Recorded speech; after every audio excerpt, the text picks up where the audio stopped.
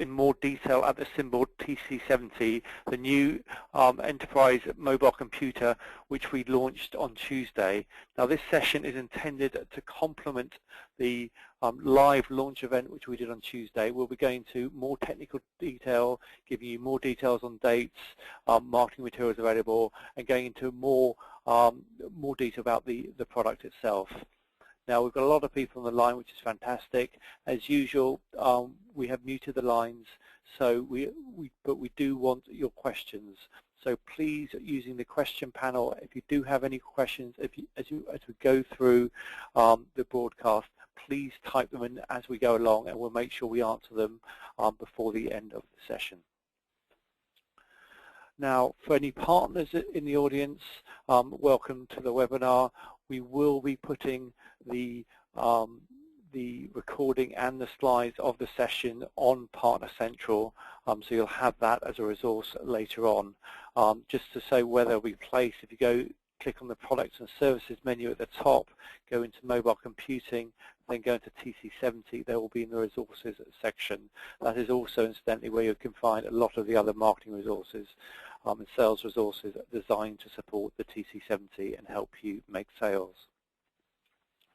Incidentally, for internal people on the webinar today, we will be loading this onto Insight as is usual, and to find all the different assets, just type TC70 into the search and they should all come up.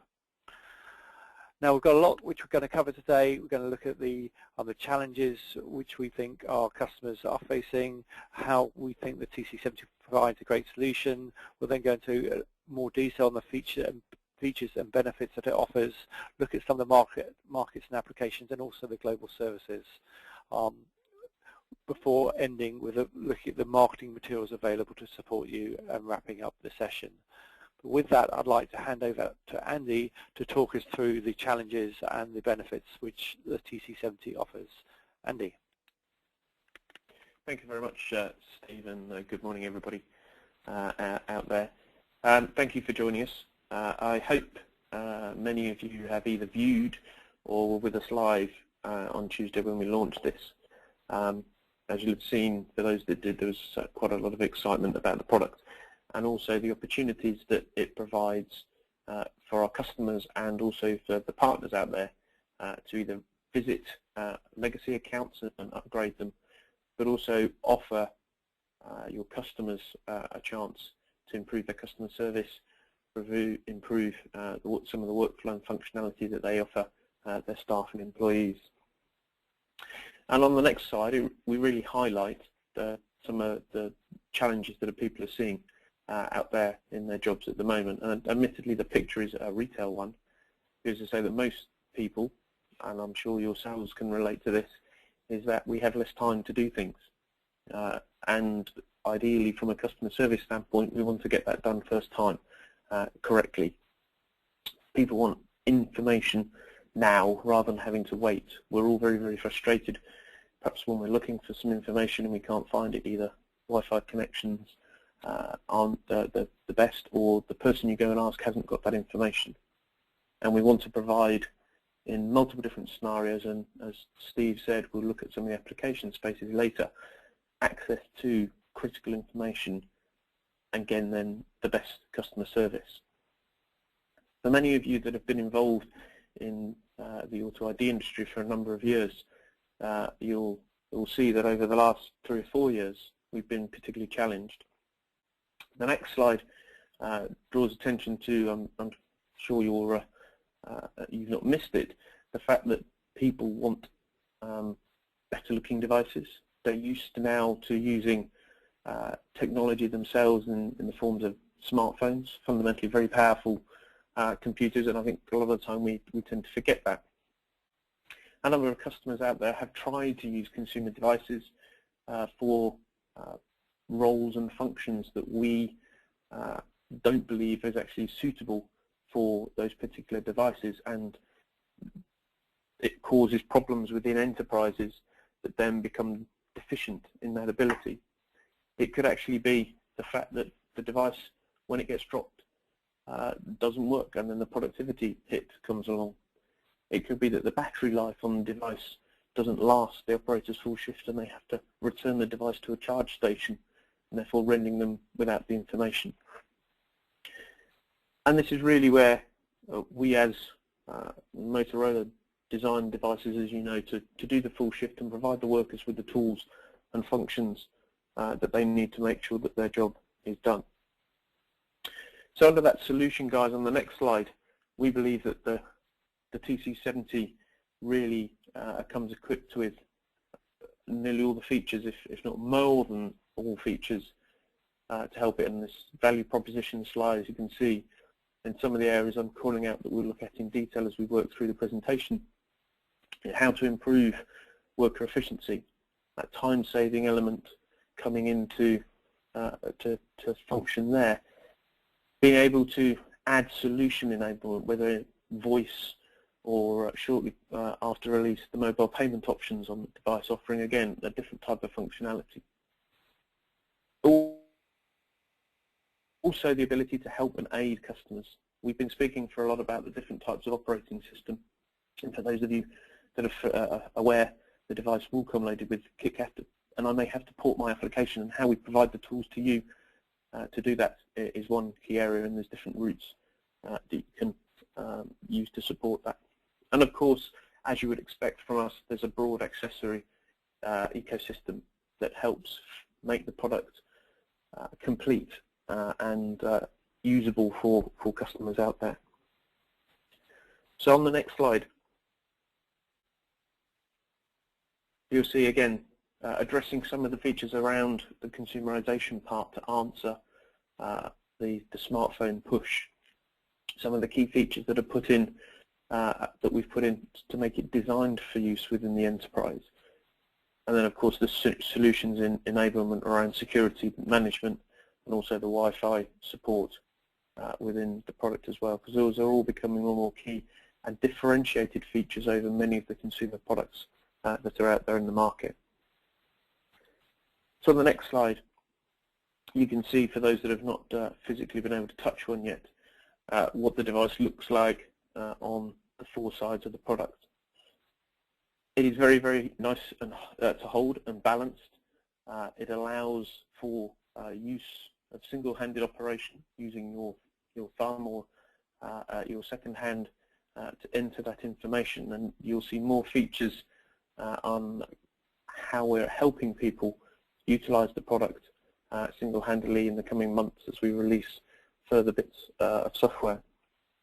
So let's quickly work our way around the device, and on the next slide you'll see the features that are on that front panel as you look at it. So it's an Android 4.4, so KitKat as the operating system, as you'll see by the splash screen, which comes through on our 4.7-inch high definition capacitive touch display. It has a cast aluminium ridge housing, again to stop flex and distortion when the device does accidentally get dropped. But it doesn't make the device heavy, as I mentioned. It feels very light in the hand compared to, say, an MC70 or an MC75. Because feedback is key to the users. The front speakers come through and the audio go at the bottom. 108 decibel capability, so it's loud, much louder than many other products out there on the market, particularly if you want to use them in noisy environments. You want to be able to hear what the operator's doing or any conversations, and also feedback from the device, whether it be scanned or otherwise. On the rear of the device, on the next slide, you'll notice that there's a cleat area and there's also the communications port. This is perhaps one of the main differences over a lot of our other EDA devices out there, that rather than having the main connector for communications on the base of the device, that has moved up to the rear. There are still charging contacts on the base, and we will see why those come into play later with the accessories section. You've got an 8-megapixel auto-calibrate camera on the back. The metal plate, and again I think in a slide in a second you will see how we connect the hand strap. The high capacity battery, 4620 milliamp hours, giving you a full shift, easy releasable with those two squeeze clips that you can see at the side that give you the ease and release. There's also a little lug at the bottom that you have to remove depending on the accessory that you're adding to the device. And the most common one I'm sure that you'll remove it for is that hand strap, which you'll see in a minute. On the next slide, there are some buttons on the product. Whilst it is primarily a touch-driven interface, there are some physical buttons. There's a programmable push-to-talk button, and a scanner button that's also programmable to do whatever else you particularly want. There's volume controls up and down on the opposite side. You also have the feedback LEDs on the top, which change colour depending on what you're actually doing with them, and of course the power key slightly recessed in the top right hand corner. The usual 4 capacitive touch buttons as in line with the requirements from Google that give you access straight to the home page, return, options and search. On the next slide you will see the hand strap. The device comes with a hand strap in the box. It also has the ability, as you can see, to loop in a capacitive-based stylus if you particularly wish. It also comes with an with a coiled tether, so you can tether the stylus to the unit. You don't have to worry about losing them. Going back to when I mentioned about having to remove the lug, so in the base, the lug gets removed and the handle clips into the base. You put your battery in and then clip in at the top the hand strap to give you that lock, and then adjust it through the normal Velcro attachments as you do on many of our devices. This makes the unit feel even more secure in the hand, and particularly if operators are using it for a long period of time, fitting that hand strap of course will be fully recommended. So if we jump to the next slide and then one further on, let's look at some of the key features that appear in the slide. So if we start on the right hand side, top right hand corner, the architecture is Qualcomm based, offering us 1.7 dual core. As I mentioned earlier, it's supporting 4.4 KitKat, and then we have lots of memory to provide you capability to run the applications. This is effectively the base memory configuration that is required along with guidance. If you want to add and increase that memory, there is also under the battery and under a cover the ability to add a micro SD up to support for 64 gig. The device comes as part of it also with an enhanced graphics processor. If your graphics or applications are quite intensive, this is a key addition to the product, so making seamless flow as you work through that touch interface, sliding, pinching and zooming, etc. Standard sensors come supported on the device: accelerometer, light sensor, proximity and gyroscopic services. We'll come back later in the presentation to the ecosystem of accessories. Physically, we've covered some of these, just picking up on a couple of items. So the touch display is all multimodal, so I can use it with my finger, the stylus as we've mentioned, but gloves, and also like the TC55 in wet weather conditions. The design had to be in the verticals and activities that we're targeting this product to give that support in all weathers. Again, a great feature over many of our competitive products. It also has in our SE4700 megapixel imager. We'll look at that in a little bit more detail. It also has dual cameras, so it has a front-facing camera, so I can do video calling if I particularly want to when talking to the operator. For those of you that joined the live launch, also capable of taking selfies. On the left-hand side, you will see that we come with ABGN wireless support, CCX and fast roaming capability. Also supporting Bluetooth 4.0 low energy, allowing us to connect to many of the sensors, etc. out there in the market today, and also potentially interact with our Impact locationing solution. NFC is fitted in the device. At launch on the wireless LAN unit, the first version supports closed loop payment, and then there'll be a second generation release that gives us the support for SAM slot and payment in that method rather than just the standard Clipzone, MyFair or Fenica. The whole range of solution support through the EMDK or ROW as well if you particularly want to.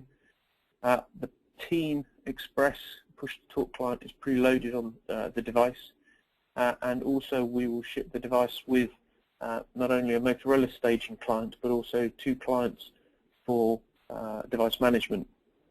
That device management clients will come from SOTI and also from AirWatch.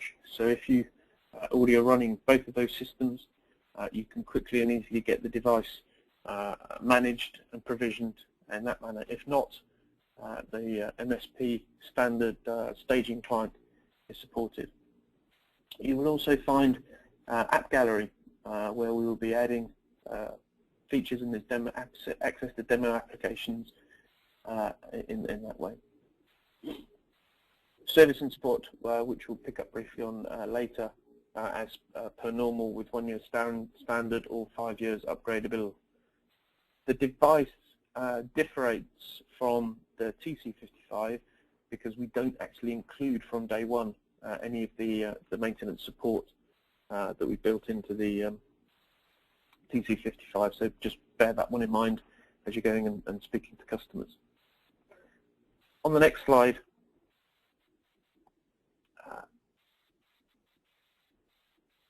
the system to get, there we go. So we did mention that it is Android. You get all the benefits of the upgraded interfaces and features that KitKat brings to you, but also we fortify the device with our MX extensions which provide at a high level the security, manageability, data capture features, and also the wireless connectivity that are lacking from the standard KitKat release. For those of you that aren't familiar, the next slide really highlights some of those features that come into play. So from a security standpoint, gives all the benefits that you get in a consumer operating system, but we're plugging some of the gaps, and I'll in a couple of slides in a minute we'll very briefly work our way through some of those. Application control and the ability to manage updates and ongoing application updates. We provide device extensions for the MDM vendors out there to be able to manage in a single format. The ability to use data capturing not only the barcode of the camera, but the RFID way simply and easily into your applications. And of course, make sure that the Wi-Fi is provisioned in line with the countries that you support. So if you've never experienced MX before, we'll look at some of the features over the next couple of slides. So if you could click next slide, please, Steve. So at a high level, there are the 2 versions of MX have actually been integrated into the device, the 4.1 feature set and the 4.2 feature set. As we release more features, they get cut into the software builds. We're already working away on 4.3 and 4.4.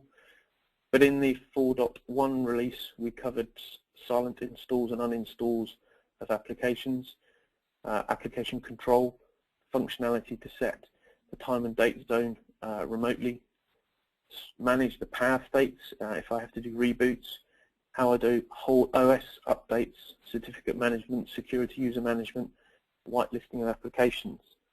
On the next slide, you will see also how we manage wide-area capability on future devices and also the Wi-Fi settings that can all be pulled and utilized programmatically. On the next 2 slides, we'll see further features. So application control, again, more on the clock, adding more services into that power, and again, enhancing the security features. On the last slide of that block, how we manage and utilize the interface, user interface. Also, how we can manage and lock out the USB connectivity to stop people maliciously uploading information or new programs into that, and manage the storage capability. Also, at a base level, enable and disable the wireless Bluetooth and provide support for XML management if you haven't got an MDM vendor as choice for your setup. On the next slide, we'll start to look at some of the other features.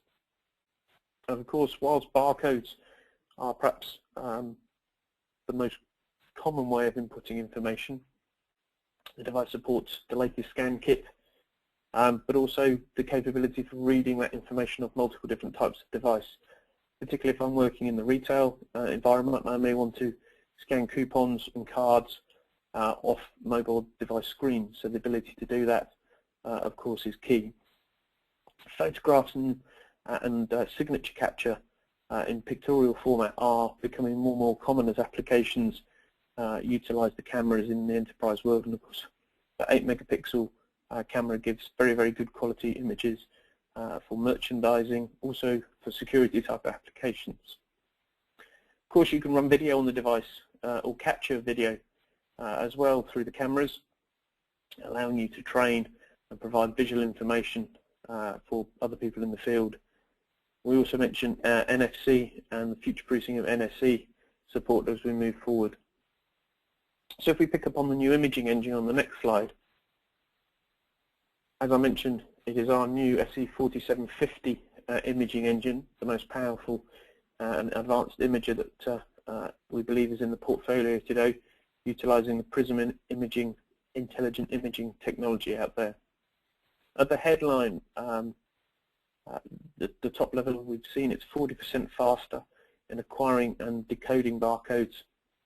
It has a 50% increased scan range, so it actually allows you to read most barcodes further away than you've expected, certainly than our SE4500, which is shipped in the products to date. Because we have that megapixel sensor in there, we also have the ability to capture images and documents through that sensor. It also allows us the technology to read very, very poor or damaged barcodes combined with the intelligent imaging technology and read that. And there's quite impressive videos that we posted shortly showing us, giving you some of that testing. For those of you that really like looking at some of the stats and information, on the next slide you'll see some of that detail. So it's a 1280 by 960 resolution sensor with a fixed focus. The device also moves from a red illumination over to white, giving a very, very bright environment when you're reading in dark sunlighted or poorly lit areas, but you still get that red laser aiming pattern that everybody is familiar with. One of the good features on there is also we can upgrade the firmware inside the engine without hand to touch the operating system as a main update, as we've had to do in the past. You can see down below there some of the ranges that you can expect to read barcodes on, from very, very small 3mm code 39 all the way out to the larger 20mm code 39 at 92 centimeters, and of course the working range in between for other codes.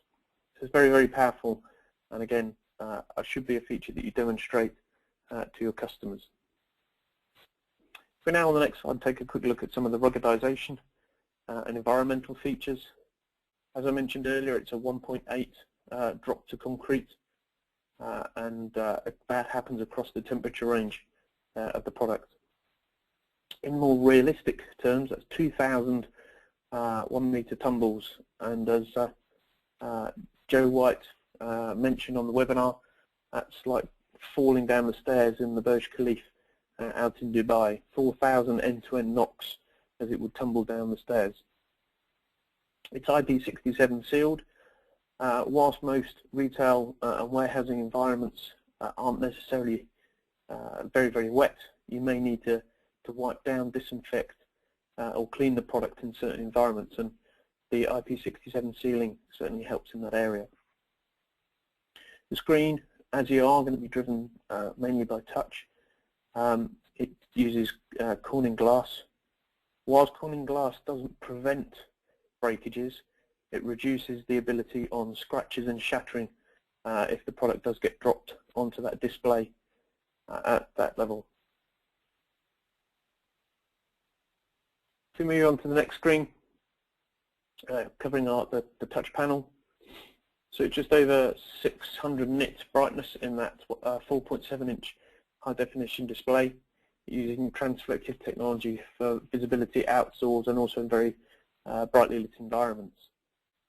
As I mentioned, it supports that same what we call Cypress interface that gives the ability to work in gloved and fingered operational fingers and stylus, which can be selected either manually or through software control.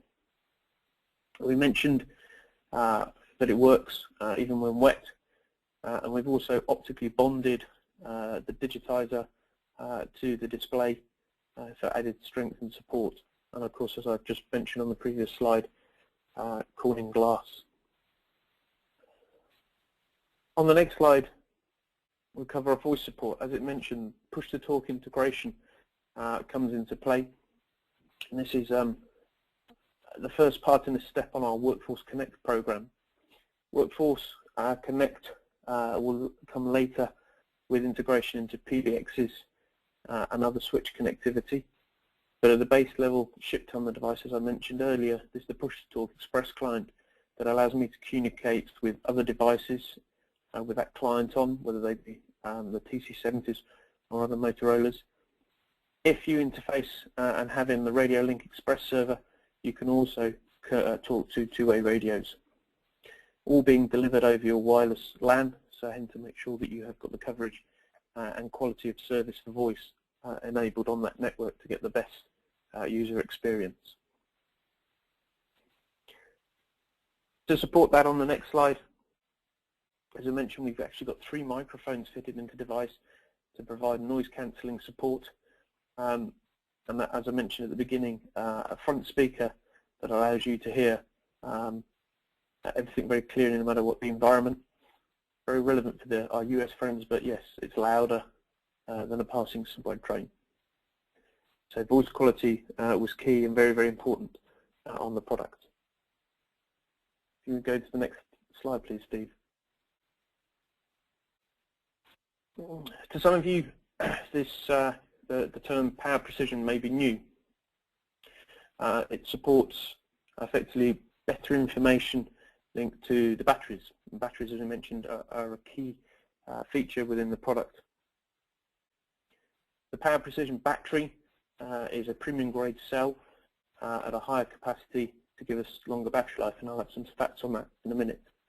It's also designed to match, of course, the specifications of the drop for the terminal, but also provide us with metrics and provide that information to applications, whether it be through MDM or through standard visual support.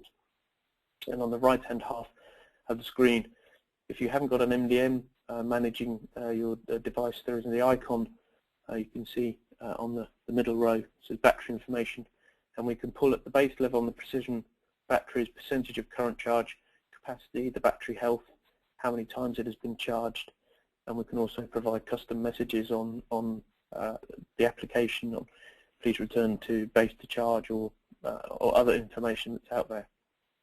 There's also a whole range of functionality that we provide to the MDM integrators. They pull in and can report to you through your MDM tools. Again, this will keep developing. It's available on our Windows embedded devices and also on our MC18 product. So on the subject of charging and battery life, the next slide gives you some of those details. You can charge the device through a standard USB cable connecting onto the back or to the base of the unit, but because the charge rate is just over an amp, and for those that are out there that are familiar with USB technology, it only can supply 500 milliamps. So you would get a very, very slow charge if you just plugged it into your PC.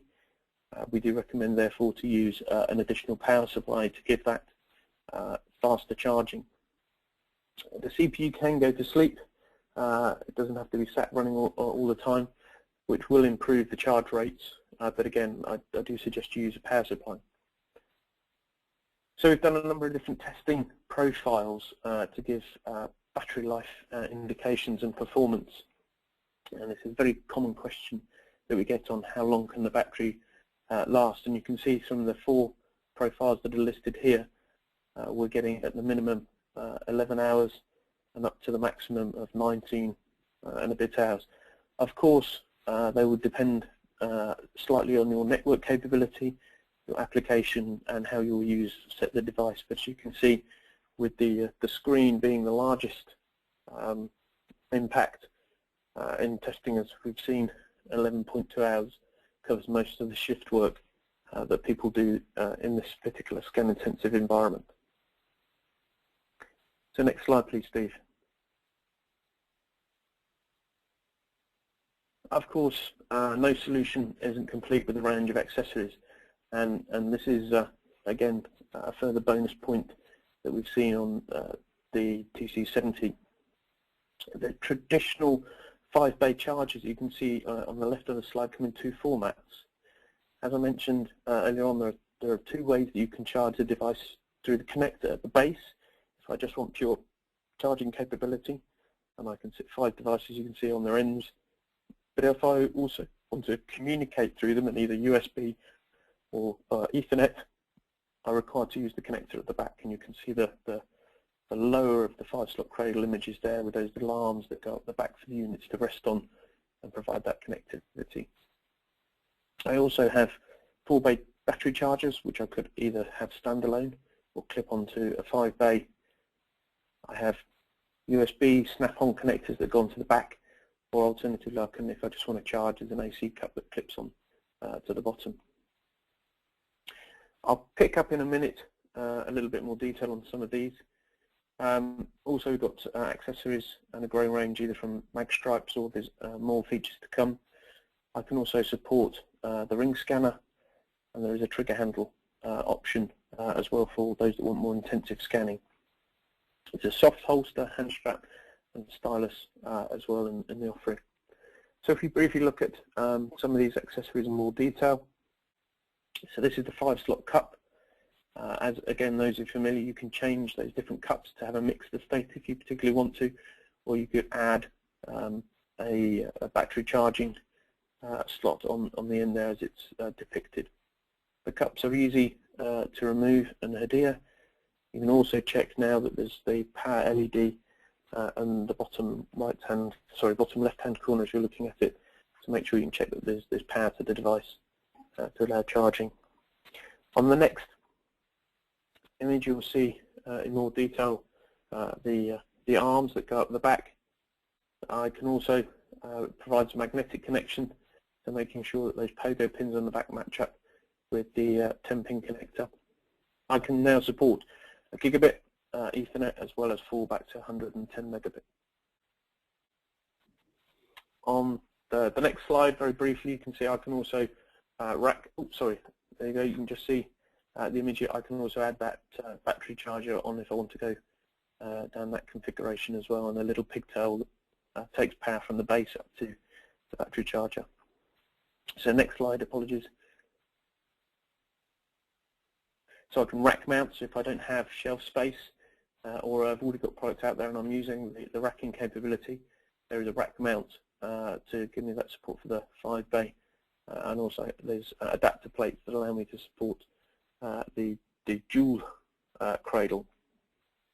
And this is where on the next slide you'll see about our share cradle system, further enhancing and offering features to users. So with the device you can have, again, in different modes of operation, charge-only cups, or as you can see here, I can have a communication arm and a separate battery charger. I can also vary the capability from the communication standpoint to either run in USB, which will be the default mode, or as you'll see in a minute, there's ability to add Ethernet.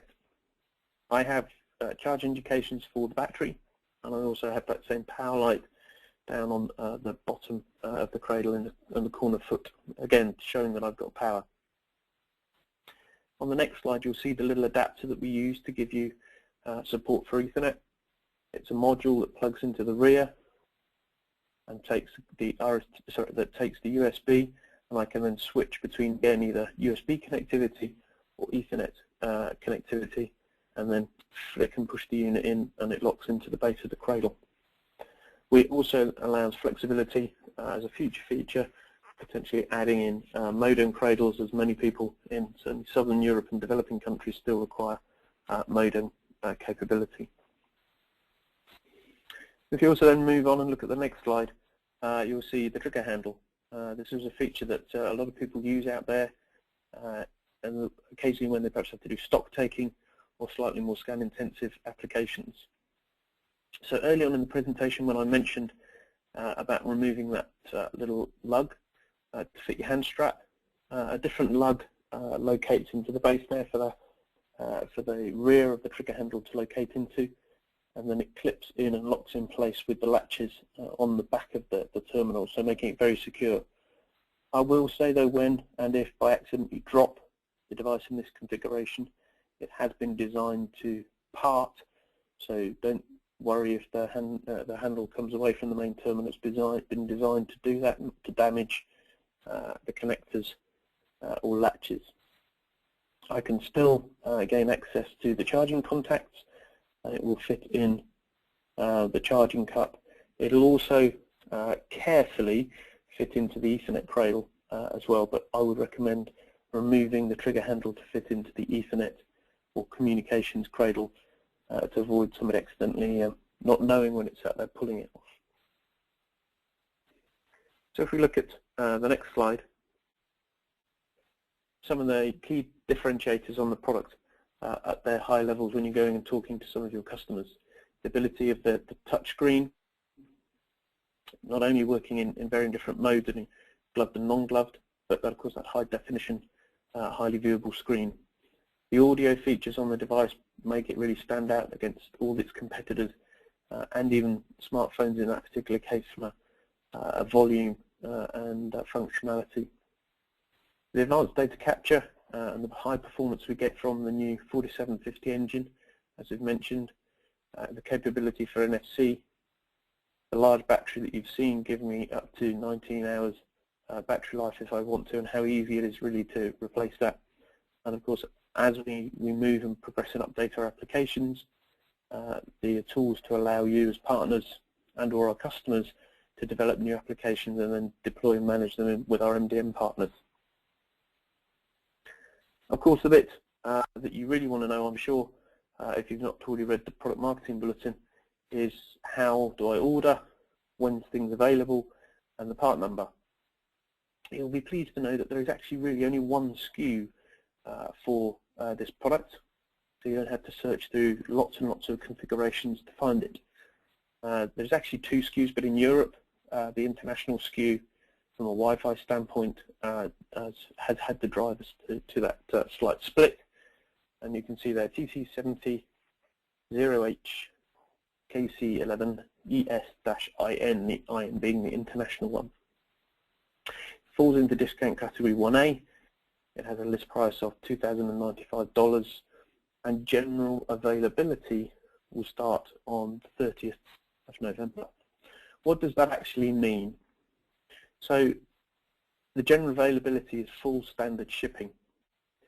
If you have customers who want to place orders, I can actually place an order now.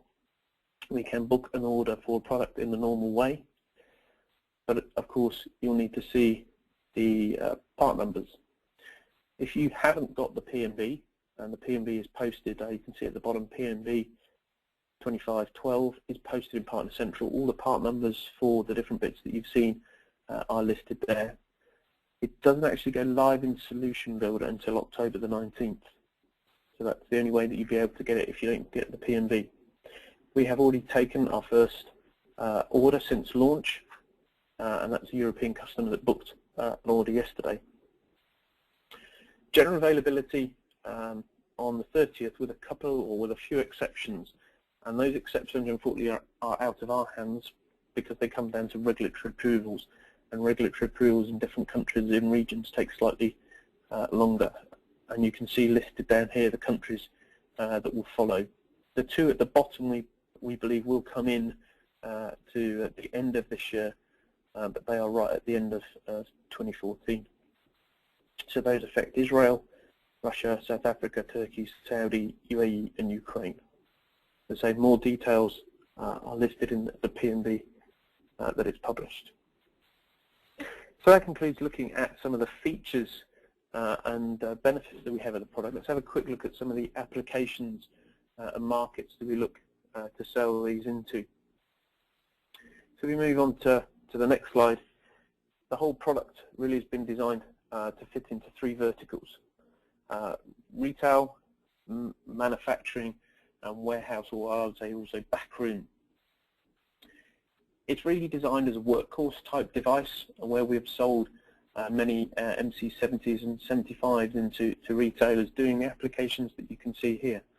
So price inventory, item locator, queue busting, couponing, and those sorts of things. So the TC70 becomes a great replacement and upgrade for many of those devices that we have deployed. The better functionality allow me perhaps to do upselling, link to website to do click and collect, and improve customer service through having access to information based on the back-end systems. Some other applications within retail, maybe on the next slide you'll see the manager device. If you want to provide your manager with this larger device rather than perhaps a key-based, more task-focused, the manager then can potentially look at workforce management deployments, perhaps planogram and display compliance, and promotion compliance, which is a growing area where we, particularly with austerity, are driving more campaigns for you to buy things, making sure that the prices all match what's displayed on the point of sale. Also merchandising operations. Again, all things that you can provide to the manager on the shop floor. If we look in the warehousing and back of store operations, again, workforce management, order management, potentially looking and doing shipping, tracking, inventory management, using either handheld or with the trigger handle, again, is another area that you can use. Link that with push-to-talk capability, again, really an advanced management tool. I wouldn't see this being used as your everyday run-of-the-mill MC9000 type replacement product. The ergonomic for that isn't right. You need 100% gum. But of course, for a manager tool, or if it's less rugged or less industrial picking operations, you may want to find benefits in using the TC70. Also then moving into manufacturing space, asset management, equipment maintenance and asset maintenance are key and growing areas as we have more and more compliance that we have to work to with regulations in the marketplace. And also, again, on the next slide, for a managerial tool, we're looking at supporting workforce management, supplier management, engagement, and product information management through a manager type device. I'm sure many of you out there will have your own applications, or you can see. I know that hospitality, a couple of peer partners at the launch were talking about use within hospitality and out in leisure facilities, golf courses, and those sorts of things. So I'm sure you'll come up with many different applications. So picking up on the services model, there are of course different ways you can drive that. Our consultancy teams will work with you to provide support services to your customers, whether that be at a consulting level from an application design, implementation and deployment services that are out there. And of course, don't forget on the next slide, our standard service from the start contracts. The attach rate is brilliant that you're putting through, marrying devices, because occasionally, yes, accidents do happen or something does go wrong, and we need to work with those. So again, on the P&B is the full long list of comprehensive cover, gold and bronze, and also the potential you can have to do advanced exchange. Also, on the next slide, you'll see that many of our partners provide brilliant facilities and solutions to further enhance around not only the application but also staging and commissioning to make customer applications more meaningful and run smoother. So if we move to the next slide, I'll hand over to Steve for you. Thank you very much, Andy. We've had lots of great questions. Please do continue to fire them in. We'll do our best to answer them before the end of the session. And what I want to do now is give you a quick update on some of the marketing and sales materials available to help you before wrapping up the session and answering the questions. First of all, just on the key dates, Andy's covered this already, but going through the different things we have to help you. The product marketing bulletin, as Andy said, is available now on Partner Central. The TC70 Partner Central pages are live now, giving you all the material which I'm going to cover, access for you now.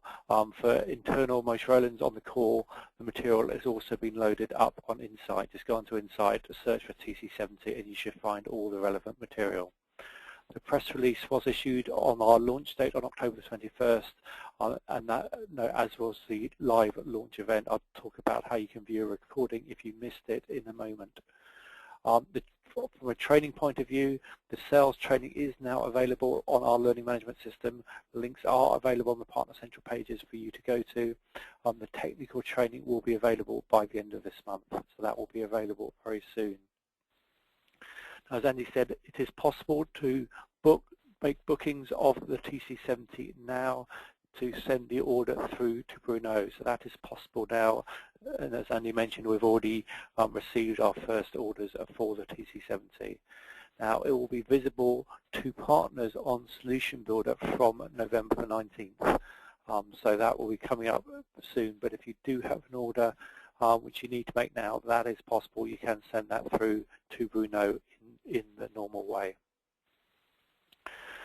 I mentioned the main launch events. That was a fantastic event, generated a lot of excitement, really told the story of why we think the TC70 is going to be an excellent product and help us make sales going forwards. Now, if you missed the event, I'd very much recommend you having a look. The recording is available. We'll be sending thank you emails later this morning to those who registered but could not attend, and also for those who registered and did attend. So if you did attend and you found it very worthwhile, please also forward that link to the recording to maybe any colleagues or indeed customers who missed the event you think it will be of value to. The event was intended for both Motorolans, partners, distributors, but also end users. So if you do have end users you think will be interested, this is an ideal thing which you can forward to them for them to get a feel for the advantages that the TC70 offers. There's a lot of sales and marketing assets which are available on Insight and on Partner Central now for you. There's an overall selling guide, there's battle cards and specification sheets. Now these are translated into French, German, Polish, Italian, Spanish, Turkish and Russian. So you'll find those all available now for you on Partner Central to help you with your engagements if English isn't your first language. We also have product descriptions you can use for your websites, various images of the product and also the product being used in retail and industrial environments. There's a full customer-facing presentation is available, which actually uses quite a few of the slides which we've presented today, as well as a PMB 2512.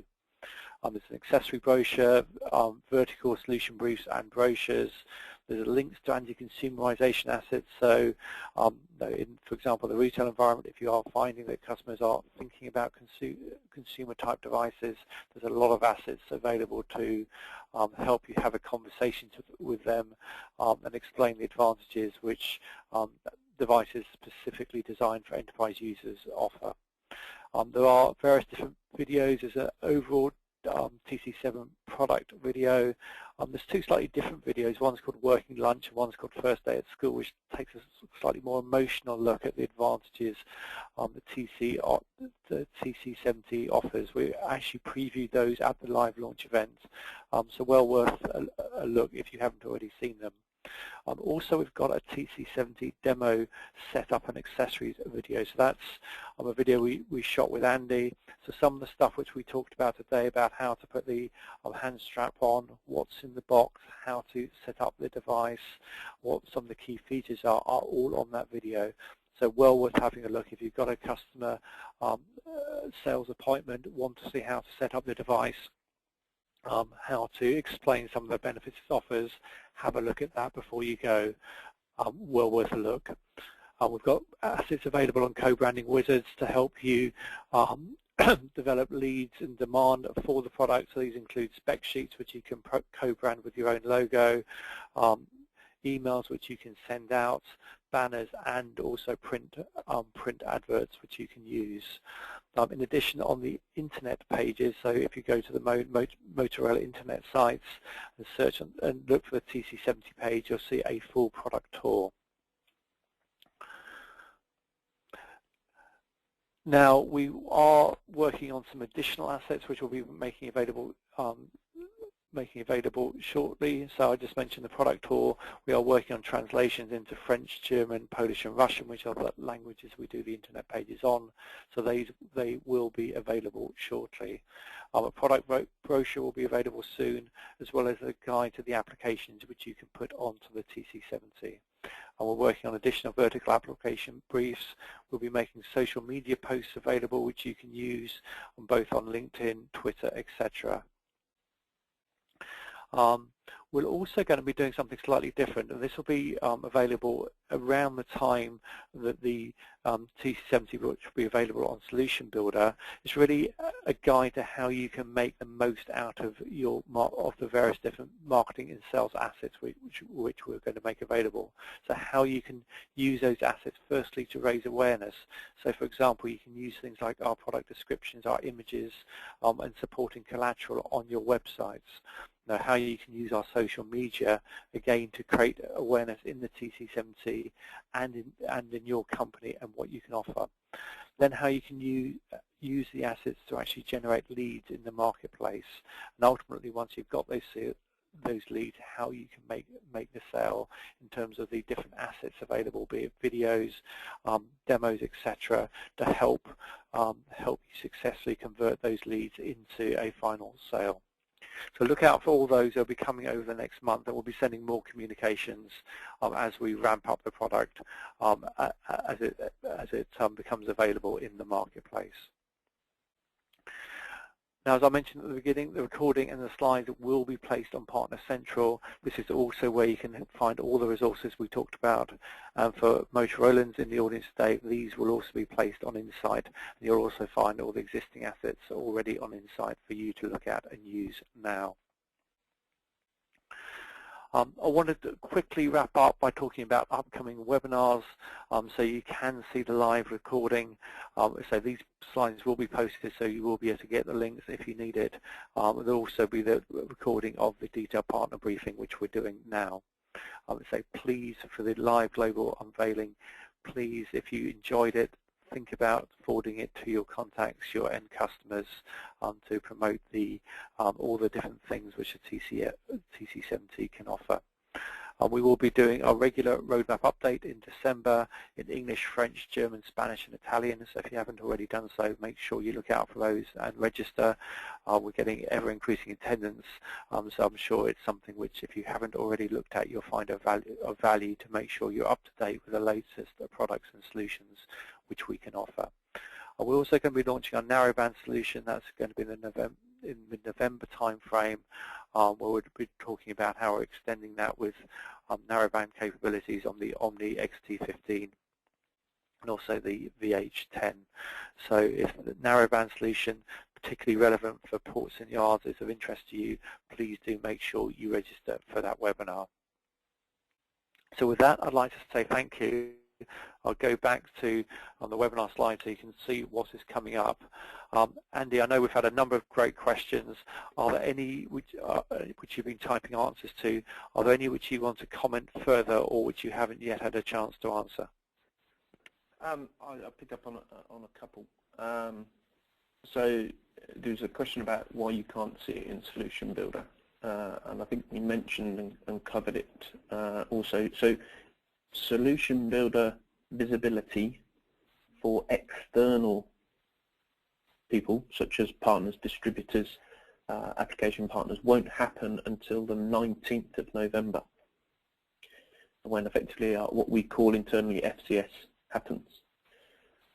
If you're an internal motor Roland, it is visible to you now, and you'll see the items are green, flagged as pre-production. Now, as part of the integration, Solution Builder will be going down as part of that split. So you may find that we can't get into Solution Builder full stop, but it is, as I say, loaded. It was there last night when I was looking. But for partners, if you need access to the part numbers for the device, the cradles, or bits and pieces, the PMB has all that information on it, and that PMB is posted in Solution Builder. From an RFID standpoint, a couple of questions have come in from that one. There was initial discussions with the RFID business unit about putting RFID in as an accessory. They, for whatever reason, have decided they don't want to do that at this stage. So the only RFID that is supported is the NFC closed loop support. So no, there isn't an HF and there isn't a UHF capability. That is down to the RFID business unit to deliver, and they do that even today with our standard MCD devices. So no, there isn't an RFID capable support on that. A couple of things from a Bluetoothing standpoint that came in, which was can I connect things? So because it's Bluetooth 4, yes, we can provide connectivity to Bluetooth, low power Bluetooth stuff. We've certainly done a testing with Impact. Unfortunately, my colleague that may know this is not on the call. Whether we do, we've got iBeacon support. I can't honestly tell you at this stage. I would presume so, if it is compliant to standard Bluetooth 4 low power compliance. Question coming in about GPS. So the Wi-Fi unit doesn't provide mapping capability through GPS capability. So if that's what you're looking to do, locationing, no, unfortunately you can't do that within this format.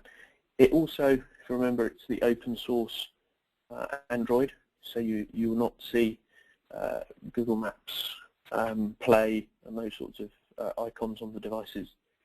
So that's a point just to raise and remind.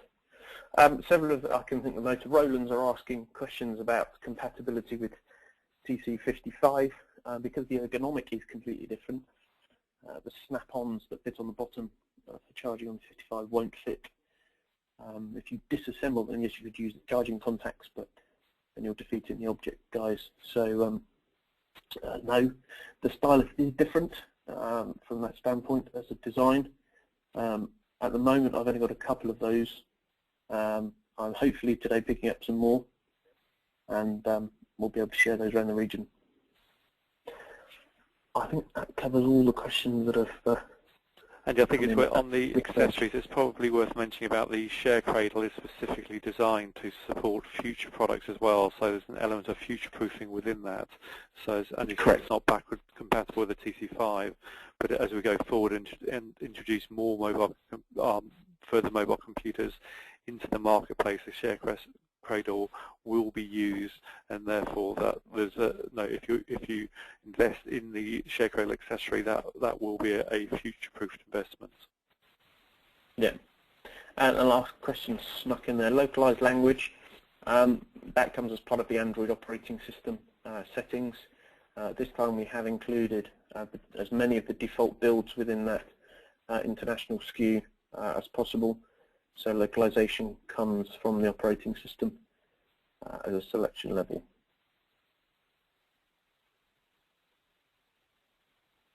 I think that's all the questions there.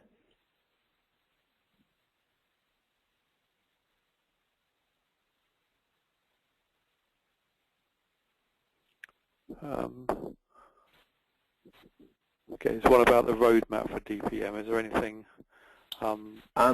At this point in time, as I say, we haven't got plans. That's changed to the engine that reads in there. So at this point, no, it's not supporting DPM. I think probably what it's worthwhile saying is, particularly if you start moving into warehousing manufacturing environments, this is very much designed to complement the other devices in our portfolio. So, for example, if you look at something like the MC92 that does have different scan engines, so be it for reading DPM or extended range, which depending on the specific application might be more appropriate. Also, if you're doing extensive picking applications, for example, then probably you might be better with a wearable plus ring scanner. So depending on what you're looking at, we do have different devices in the portfolio which are designed very much for those specific tasks. So therefore the TC70 does add greatly to our portfolio with the scan engine, etc., which Andy has talked through. We think it does offer an awful lot of benefits in a lot of different situations, but for some particular applications there might be other devices which are the more appropriate solution. So for example, if you're looking at DPM, you're looking at no heavy picking applications, etc.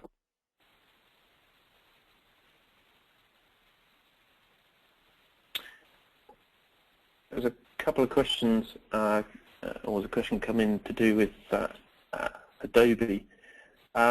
If Adobe has a KitKat APK file for that particular application, you could try sideloading it and see. I personally haven't tried it, but if they have, as I say, the APK available for you, you could try.